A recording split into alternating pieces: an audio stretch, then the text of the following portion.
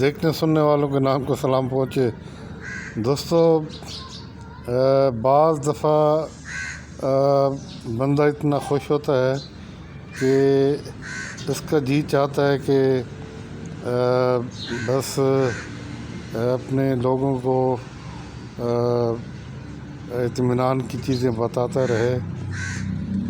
ابھی ہم بات کریں گے نصر میزائل اور فتح 1، ان میں کیا فرق ہے۔ تو دوستو، جو نصر میزائل ہے یہ بنیادی طور پر تیار کیا گیا تھا ایک کولڈ سٹارٹ ڈاکٹرائن کو نیوٹرلائز کرنے کے لیے۔ کولڈ سٹارٹ ڈاکٹرائن انڈیا کا یہ تھا کہ ایک جگہ پر افواج اکٹھی کی جائیں، جیسے 1987 میں غالباً یہ ایک ایکسرسائز کے نام پر کوئی 10 ڈویژن فوج، آرمر، آرٹلری، انفینٹری یہ اکٹھے کیے گئے تھے۔ اس کا نام رکھا گیا تھا براسٹیک۔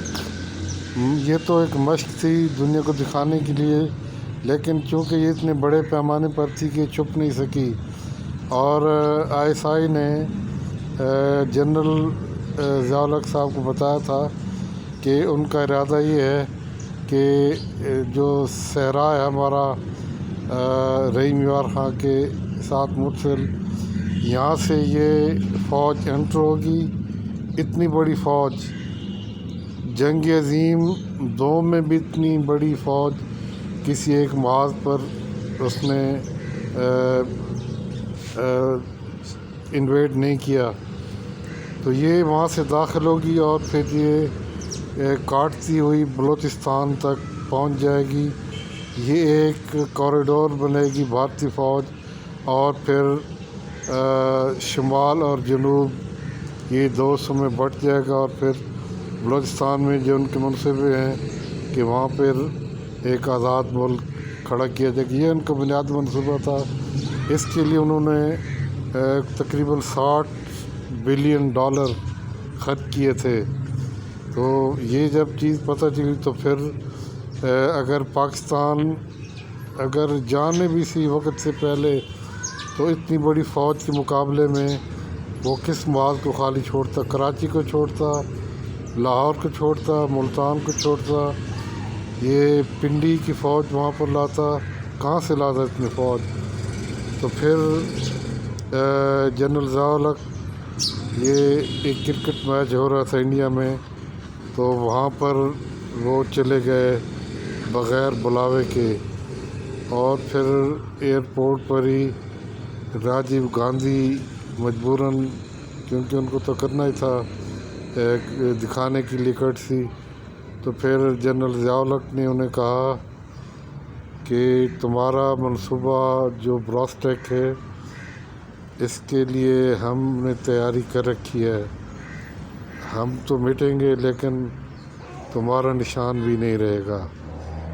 اس کے بعد پھر انہوں نے کہا کہ میں جب واپس اسلام آباد اتروں تو مجھے یہ معلوم ہو جانا چاہیے کہ آپ کی ایکسرسائز وائنڈ اپ ہو رہی ہے، آپ کے آرمر کے رخ مشرق کی طرف پھرنے شروع ہو جانے چاہیے، اور یہی کچھ ہوا۔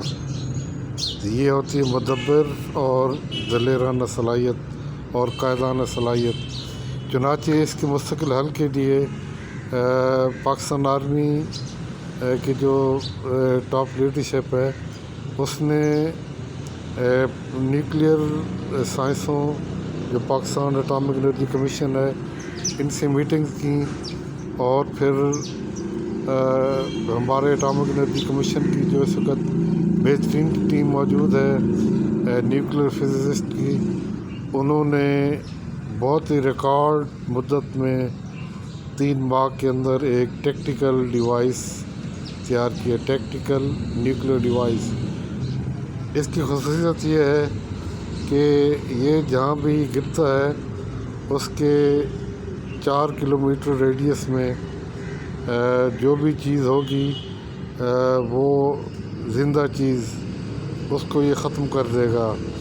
یہ نیوٹرون بم ہے جو پھٹنے کے ساتھ تھوڑی بہت تو حرارت خارج کرتے، لیکن نیوکلیر بم کی حرارت نہیں ہوتی، اور یہ نیوٹرون خارج کرتا ہے۔ نیوٹرون یہ بہت ہی مائنیوٹ بلٹ سمجھ لیں جو نظر نہیں آتی، اور ان کی کوئی سائز آپ کو سمجھانے کے لیے جو بھی کہا جائے اس سے بھی چھوٹی ہوتی ہے۔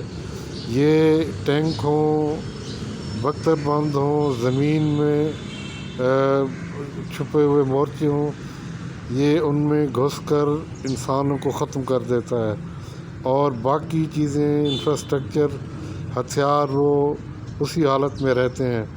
چنانچہ پھر اس کو گرانے کے لیے پھر ہمارے سائنسدانوں نے ڈاکٹر سمر مبارک مند ان کی قیادت میں، نیوکلیئر ہتھیار بھی انہیں کی قیادت میں تیار ہوئے تھے، تو پھر انہوں نے ایک ڈیلیوری سسٹم تیار کیا جسے نصر کا نام دیا گیا۔ یہ شارٹ ڈسٹنس میزائل ہے، اس میں آپ فاصلہ فیڈ کرتے ہیں کہ اس نے 40.5 کلومیٹر دور جانا ہے، 50، جو بھی آپ فیڈ کریں گے یہ ایگزیکٹ اسی دوری پر جا کر بلاسٹ ہوگا۔ اب اس کے لیے جو اب انڈیا تیاری کر رہا تھا، یہ تو نیوکلیر یہ آنے والی فوج کے لیے ہے۔ اب ہمیں ضرورت تھی کہ بھارت کے جو میزائل سسٹم ہیں، جو ان کی ریڈارز ہیں، جو ان کے دوسرے نظام ہیں جو سرحد کے 100-150 میل کے اندر نصب کیے جائیں، ان سے پاکستان کو کیسے محفوظ کیا جائے۔ اس سلسلے میں وہ سستا بھی ہو اور ریلائبل بھی ہو اور تباہ کن بھی ہو۔ اس کے لیے پاکستان نے KRL کاؤنٹر ریسرچ لیبارٹریز، جس کے بانی ڈاکٹر عبدالقدیر خان تھے، اور ڈاکٹر سمر مبارک مند کے ادارے نیسکوم، انہوں نے باقی اداروں کو مل کے اختیار کیا۔ یہ اصل میں بنیادی طور پر ایک راکٹ ہے۔ راکٹ کی آپ بنیادی چیز سمجھ لیں کہ راکٹ جب فائر ہوتا ہے تو یہ جس ڈسٹنس پر آپ میں سے گرانا ہو وہاں پر جا کر ہٹ کرتا ہے۔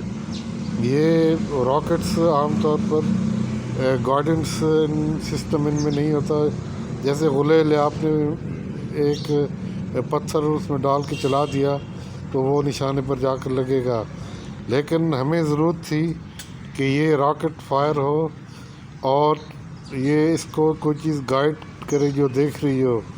وہ ہم نے چائنا کے بیڈو سسٹم کو استعمال کرتے ہوئے ہم نے دشمن کے علاقے میں دیکھنا ہے کہ ہمارا ٹارگٹ یہ ریڈارز ہیں، یہ میزائل تنصیبات ہیں، یہ ایئر فورس کے ہینگرز ہیں، یہ جو کچھ بھی ہے، یہ راکٹ فائر ہوگا، اوپر سے گائیڈنس سسٹم اس کو موڑے گا، جیسے آپ کسی چیز کو، کار کو، گاڑی کو موڑتے ہیں، یہ گائیڈنس سسٹم اسے اسی ٹارگٹ کی طرف لے جائے گا اور یہ پھر اسے تباہ کر دے گا۔ یہ پاکستان کی اپنی زبردست تخلیق ہے، اور ہمیں اس کی خواہش بھی ہے، توقع بھی ہے کہ اس کی رینج اور زیادہ بڑھائی جائے گی۔ اور ایک اور بات کہہ دوں کہ ہمارے جو دوست کہتے ہیں کہ ہمارے ہتھیار بہت اچھے، انڈیا کے ناکار ہیں، بھئی آپ ان کو کیوں اشار کرتے ہیں؟ ان کو اپنی مستی میں مگن رہنے دیں۔ آپ اپنے ہتھیاروں کے بارے میں اتنی بات تو کریں کہ آپ کے عوام کو اطمینان ہو، لیکن وہ دشمن کے جگانے کے لیے آپ کیوں ایسے بڑکوں کی حد تک جاتے ہیں؟ ٹھیک ہے، وہ مگن رہیں، ان کے ٹھیک ہے، تو جب یہ آزمائش کا موقع آئے گا تو پھر ہر چیز ظاہر ہو جائے گی۔